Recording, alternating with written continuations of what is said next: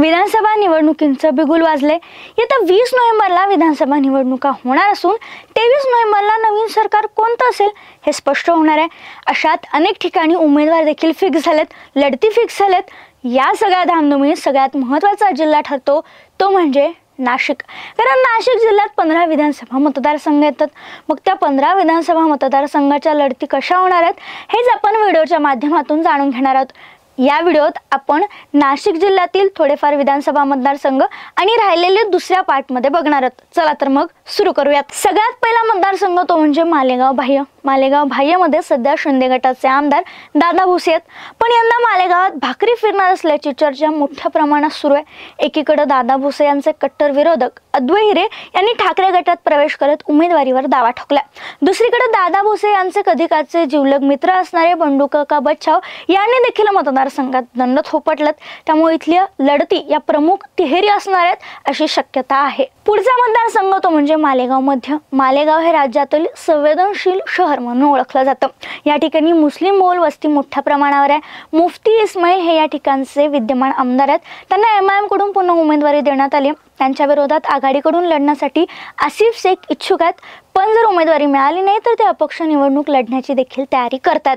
माजी नगरसेवक एजाज बेग काँग्रेसकडून तर माजी मंत्री निहाल अहमद यांची मुलगी शाने हिंद या देखील समाजवादी पक्षाकडून तयारी करतात। पुढचा मतदारसंघ तो म्हणजे नांदगाव विधानसभा मतदारसंघ। सुहास कांदे हे नांदगाव विधानसभा मतदारसंघाचे आमदार आहेत। मराठा आरक्षणाला त्यांनी पाठिंबा दिलाय, त्यामुळे मराठा मतं त्यांना नक्कीच मिळतील, त्यांची उमेदवारी फिक्स आहे। पण महायुतीत काही दिवसांपूर्वी समीर भुजबळ हे कांदे यांच्या विरोधात निवडणूक लढवतील अशी शक्यता होती।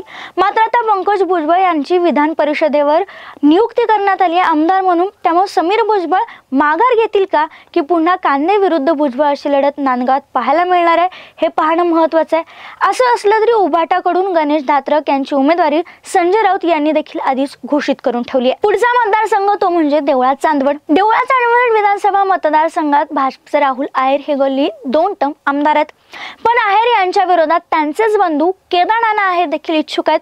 त्यांनी तयारी देखील सुरू केली आहे। जोरदार मोर्चे बांधणी ते करतात। पक्षाने त्यांचा विचार करावा, त्यांना उमेदवारी द्यावी अशी स्वतः मागणी ते करतात। विधानसभा निवडणुकीसाठी त्यांनी जोरदार दंड थोपटलेत। मतदारसंघात जनसंपर्क वाढवला।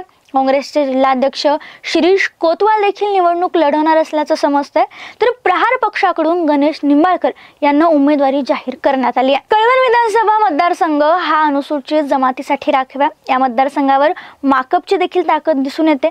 नुकताच झालेल्या लोकसभा निवडणुकीत भारती पवारांना इथून कमी लीड मिळाले, त्यामुळे नितीन पवार यांची उमेदवारी धोक्यात आहे। त्यांना इशारा देण्यात आल्याचं सांगितलं जाते।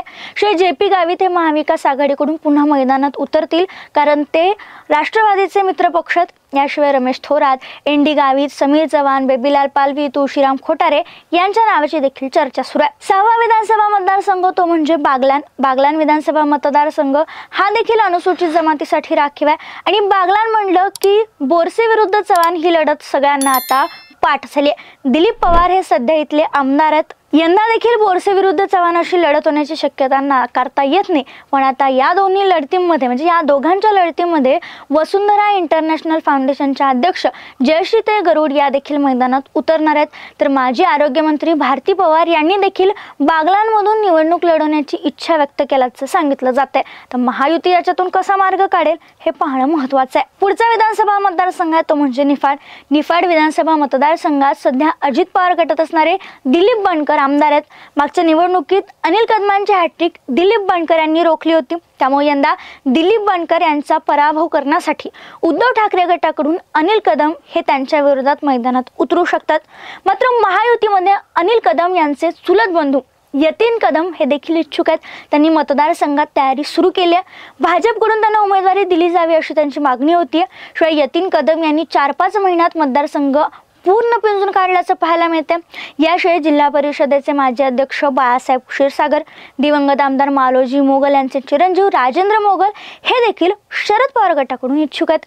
याशिवाय बच्चू कडू यांच्या प्रहार पक्षाकडून माजी उपसभापती गुरुदेव कांदे यांना उमेदवारी देण्यात आली आहे। पुढचा महत्त्वाचा मतदारसंघ तो म्हणजे येवला विधानसभा मतदारसंघ। छगन भुजबळ यांचा बालेकिल्ला, पण यंदा त्यांना म्हणजे भुजबळांना मराठा विरुद्ध ओबीसी आरक्षणाचा या वादाचा फटका बसू शकतो असं विश्लेषकांचं मत आहे. शिवाय शरद पवारांची साथ सोडल्यामुळे दुखावलेल्या शरद पवारांनी पहिली त्यांची जी सभा झाली ती सभा देखील येवल्यातच घेतली होती. त्याचा परिणाम निवडणुकीत नक्कीच होऊ शकतो. लोकसभा निवडणुकीवेळी देखील महायुतीच्या उमेदवाराला इथून कमी प्रमाणात लीड मिळालं होतं. येवला छगन भुजबळ यांच्या विरोधात भाजपच्याच जिल्हा परिषद सदस्य अमृता पवार या उमेदवार असतील असं सांगण्यात येते. त्या शरद पवार गटात प्रवेश करतील आणि मग भुजबळ यांच्या विरोधात लढतील अशी दाट शक्यता आहे. तर ठाकरे गटाकडून आमदार दराडे यांचे पुत्र कुणाल दराडे हे देखील इच्छुकांच्या रांगेत आहेत असं समजते. दरम्यान हे काही विधानसभा मतदारसंघ नाशिक जिल्ह्यातले आपण पाहिले, संभाव्य लढती आपण पाहिल्या. बाकीचे जे विधानसभा मतदारसंघ आहेत त्याबद्दल देखील लवकरच व्हिडिओ पब्लिश करण्यात येईल. त्यासाठी चॅनलला सबस्क्राईब करा, अपडेट रहा. नोटिफिकेशन मिळवण्यासाठी बेल आयकॉन प्रेस करायला विसरू नका. व्हिडिओ आवडला असल्यास नक्की लाईक शेअर करा आणि कोणकोणत्या मतदारसंघाबद्दल विश्लेषण आणि व्हिडिओ तुम्हाला बघायला आवडतील ते देखील कमेंटमध्ये सांगायला विसरू नका. धन्यवाद.